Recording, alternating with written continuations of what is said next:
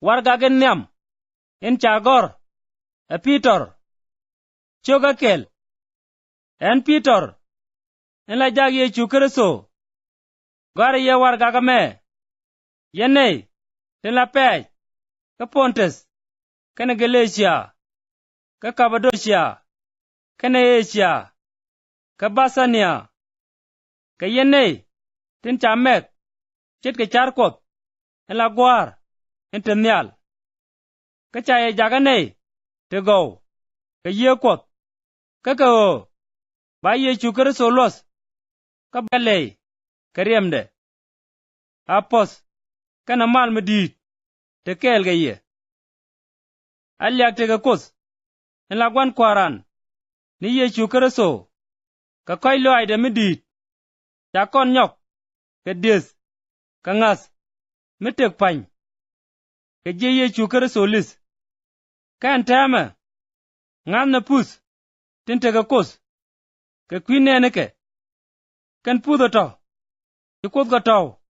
ka kwi dun nyal, gwap, mi chibi kes, ka chiga bi jiak, ka chi goy den, bi jiak sin, chaya gang, a bom kot, ka kwi ngada dun, a mene mi, cha kan nyos, ka gwap gudawa, ena me, baloy kun jagates, a changan tame, ka gwap, matot, bi yerik, ti gorut, ka loring ni, bathong ngada dun, ngach, min gwa, ni jen, kadab, in la dak, mi chaja on, kamay. Ngad dun, baye nong liak, kana wot, ka lus, mawa Yesu Kristo nyot. Chang ni min, ken yene nen, nog yene, kaya chang ni min, ken yene nen, entame, ngad yene, kate loy dun, ka jaya long, kate mi,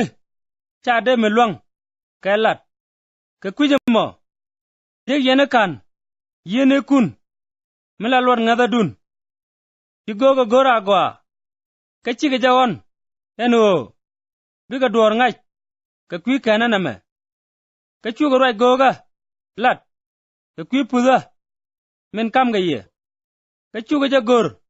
ka baja ngach, eno, enei, bugwat beno, ka ba benedi, ajan gwat, in bi ye Kristo, in tere dien, en nyot ka, milarik, tin bi Kristo, karut, kana boy, in bi ben gaje. Aja nyot go toto, eno, let ka kwi dun, achimo, a kwi dien. Jaga nyom ngwane, tin chalar yetame, akanei, tin lat ka ye, tuk tu go, ka yen gwa, eraro, min cha jak, nin nal. Kaken ngwane, tin gor jang nal, biga kanen, ka kwi jamo, reala charunu ka kwi lat, ka widun, te jina, lada ngadun ke liu, ka pos, in ba nong, Yesu Kristo, mi wewe joj, chede ka gad, ti tege lus, twara tek dun, le jaga lat ke, diluaj, nyone kun, wal, me ngode, akuyen ngwak, gwane jene nuo, biyena nei, tirel goy duro, rei lene kundial, chit ka min, kudun cholye, rel goy dero, ka chaja gor, rei bok, a goy dun, rel, ko, rel goy dero, ka mi cholyene, la gurun, aramin lung nei dial, aper, ka pegle ni kien pany, changaro, ka dwal, ka gwat, labaro lwi mone, ngaje jeno, chaya lwel, ka chiang nyone, mi chia jek, ka gwandono kun, chaya lwel, ka tidak, chit ke chiegen bor, ka da, ka duno, chaya lwel, ka riem Kristo, mugwa, mi chit ka riem, ruat de aroma, mi tel meny, kia gwar, jen, chaja mega kus, akano ni chak,